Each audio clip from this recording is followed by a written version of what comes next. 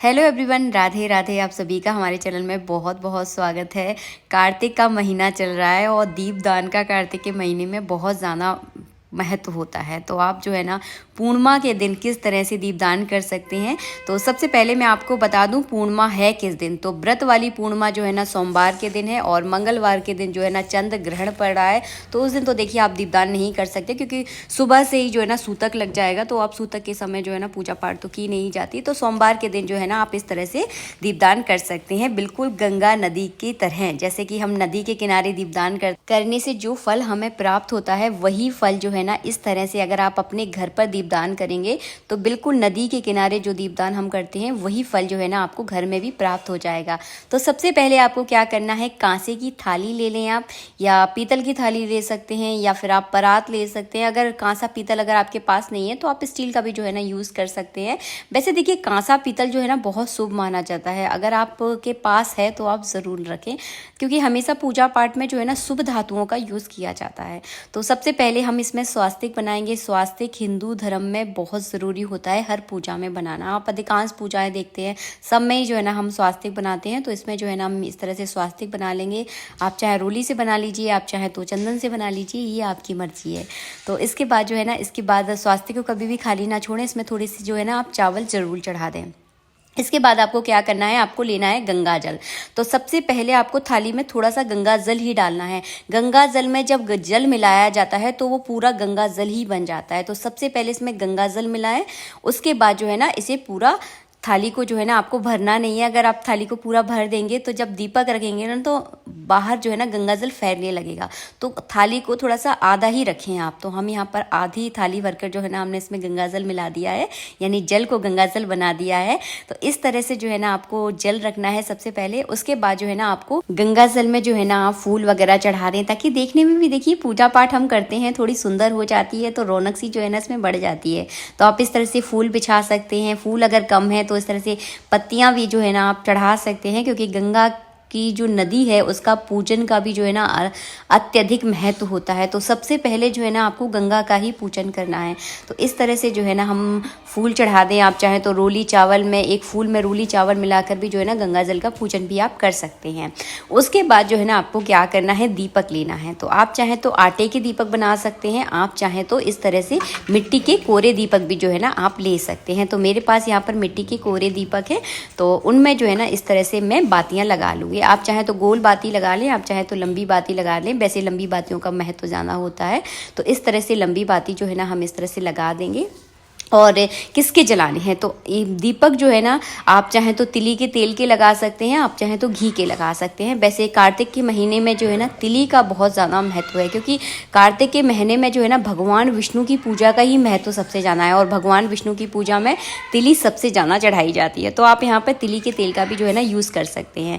तो यहाँ पर जो है ना मैं 11 दीपक लगाने वाली हूँ। तो 11 दीपकों में जो है ना मैंने बाती लगा ली है, और उसके बाद जो है ना इनमें थोड़ा थोड़ा सा मैं तेल डाल दूँगी, ताकि जब हम दीपदान करें तो कुछ देर तो जो है ना दीपक जलने चाहिए, कम से कम 15-20 मिनट तो कम से कम जलें। तो इसमें सब में मैंने थोड़ा थोड़ा दीपक लगा दिया है। उसके बाद जो है ना मैं दीपकों को प्रज्वलित कर लूँगी। अब जब आप माचिस से दीपक जलाते हो ना तो बहुत ज़्यादा मुश्किल होती है। तो मेरा तो यही आइडिया है, मैं ज़्यादातर जो है ना अगरबत्ती का यूज़ करती हूँ। आप चाहें तो लाइटर वगैरह का यूज़ कर सकते हैं, आसानी से जो है ना जल जाते हैं।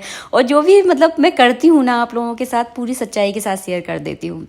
तो मैं अधिकांश जो है ना इसी तरह से दीपक जलाती हूँ, जब मैं बहुत सारे दीपक जलाती हूँ। एक दो दीपक तो हम माचिस से ही जलाते हैं। तो इस तरह से जो है ना सारे दीपक को आप सबसे पहले प्रज्वलित कर लें।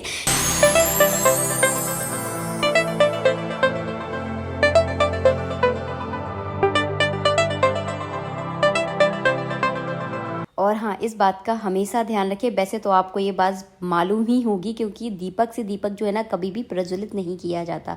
तो ये बात आप भूल कर भी गलती ना करें। कभी कभी हम जल्दी में ये गलतियाँ कर जाते हैं कि दीपक से दीपक को जला लेते हैं। तो ये गलती आपको कभी नहीं करनी है।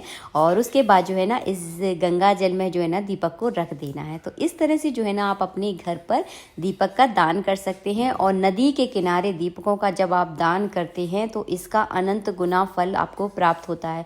मैं अक्सर अक्सर आपको वीडियोस में दिखाती रहती हूँ, नदी के किनारे जाती हूँ और दीप का दान करती हूँ और आपके साथ शेयर भी करती हूँ। तो आप भी जो है ना इस तरह से अपने घर पर कर सकते हैं। अगर आपके आसपास कोई नदी नहीं है, कोई कुआं नहीं है, तो आप इस तरह से कर सकते हैं। अगर आपके आसपास, घर के आसपास अगर कुआं भी है ना, तो उसके किनारे भी जो है ना आप इस तरह से दीपदान कर सकते हैं। तो अगर नहीं है तो आपके सामने ये ऑप्शन है, आप इस तरह से पूर्णिमा के दिन ज़रूर दीपदान करें। आपको पूरे कार्तिक के महीने का जो है ना फल प्राप्त होगा और ये छोटे छोटे उपाय जो है ना बड़े बड़े काम कर जाते हैं। आपकी मनोकामना बहुत जल्दी इससे पूरी हो जाती है। तो इस तरह से आप 11 दीपक दान कर सकते हैं। अब दीपक की संख्या मैं आपको बता दूं तो देखिए, जैसी आपकी श्रद्धा है, आप चाहे तो 5 दीपक दान कर सकते हैं, आप चाहे तो 7 कर लीजिए। तो जितने दीपक देखिए आप दान करना चाहते हैं उतने कर सकते हैं। संख्या का कोई इसमें महत्व नहीं होता है, आपकी जितनी श्रद्धा है उस हिसाब से कर सकते हैं। इसके बाद हमने रोली का यहाँ पे टीका कर दिया है, यानी दीपक का आपको पूजन करना है। सभी दीपकों में जो है ना मैंने इस तरह से तिली ज़रूर चढ़ाना है आपको। तो देखिए तो सभी में जो है ना दो दो दाने जो है ना मैंने तिली के डाल दिए। तो इस तरह से आप दीपक का पूजन आवश्यक रूप से करें। और अब मैं आपको बता दूं घर में किस जगह जो है ना आपको इस तरह से दीपक का दान करना है, क्योंकि जगह का भी तो देखिए अपना महत्व होता है। तो आप जिस जगह अपने ठाकुर जी की पूजा करते हैं या अन्य किसी देवी देवता को भी आप जिसको भी मानते हैं, उनके सामने जो है ना इस तरह से आप दीपक का दान कर सकते हैं। वैसे हमारे ठाकुर जी जो है ना हर घर में विराजमान आपको मिल जाएंगे, उनकी तो हर घर में जो है ना पूजा होती है। तो हम जो है ना आप इस तरह से अपने ठाकुर जी के सामने इस तरह से आप पूर्णिमा के दिन ज़रूर दीपदान करें। ये कार्तिक के महीने का आखिरी दिन है, इस दिन को जो है ना आपको बिल्कुल नहीं छोड़ना है, ज़रूर करना है। और फिर देखिए इसका महत्व बहुत ज़्यादा है, बार बार इसलिए कह रही हूँ ताकि ये बात जो है ना आप याद रखें, भूल ना जाएं। और दीपदान कब किया जाता है ये भी मैं आपको बता दूं। तो दीपदान जो है ना हमेशा सूर्य उदय होने से पहले या सूर्य अस्त होने के बाद जो है ना दीपदान किया जाता है।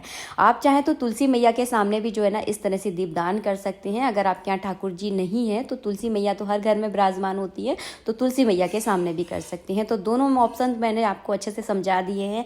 आई होप आपको हमारा वीडियो अच्छा लगा है। वीडियो अच्छा लगा है तो वीडियो को लाइक ज़रूर करें और पूर्णिमा के दिन यानी सोमवार के दिन आप इस तरह से दीपदान ज़रूर करें ताकि कार्तिक के पूरे महीने का आपको फल ज़रूर प्राप्त हो। मिलेंगे आप सबसे नेक्स्ट वीडियो में। जय श्री राधे मित्रों, राधे राधे।